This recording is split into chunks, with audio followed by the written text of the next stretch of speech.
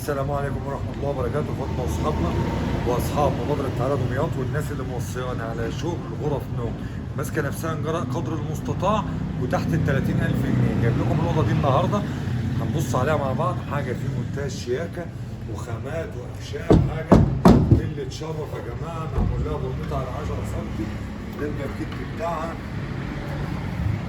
حاجة في منتهى الشياكة، رزق صاحب النصيب. يا باشا مصر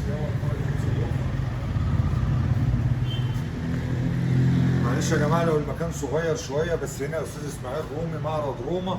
استاذ اسماعيل الجنيدي شاب زينا وراجل زينا.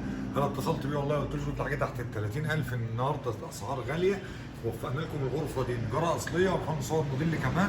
سامحونا لو المكان ضيق. الغرفه دي يا جماعه شاب زين وصناعه دي كنت نزلتها لكم قبل كده زمان من حوالي 6 شهور او 7 شهور قبل الزيادات. جايبه لكم النهارده بسعر اليوم، النهارده 6 7 يناير حاجه كده.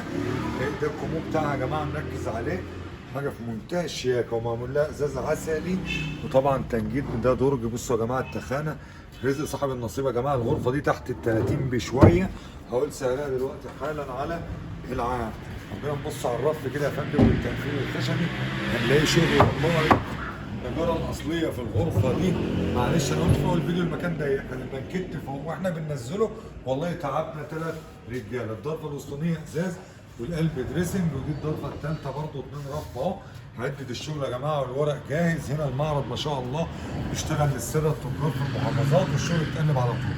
لو جينا نبص على سراحه الغرفه هنلاقيها ممتازه قوي وفيها ادراج كتير تسمح بالتخزين. ده درج وهناك كمان معايا درج وفي النص هنا درج. سعر الغرفه مميز. دعمنا يا فندم بلايك وشير ومتابعه. معايا ده رف سحري وده كمان رف سحري. سعر الغرفه دي يا فندم مبادرة تعالى دمياط بالاشتراك مع معرض روما والاستاذ اسماعيل الجنيدي 27,000 جنيه. رزق صاحب النصيب. بس الكلام ده النهارده وبكره وطول ما هي واقفه، عشان اللي طالع الله اعلى واعلم هو هيكون سعره كام او زاد او ما زادش من الموبيليا. كل يوم بحاله كل يوم بسعر. النهارده الغرفه دي ب 27,000 جنيه. يا رب تكون من نصيبك. اما تشرفنا في دمياط تعاين وتستلم، اما تحجز باي رقم رمزي خالص واحنا نجيبها لك لحد باب البيت. تشيك عليها وعلى نورتها وعلى كشافها وعلى دهنها وبعد كده بتحاسب على ثمنها. شكرا لكم ومتابعتكم. عبد اسامه الزيات. بشكر حضراتكم جميعا واحاول اصور لكم حاجه تاني من المكان هنا والله المستعان. شكرا لوقت حضراتكم. السلام عليكم.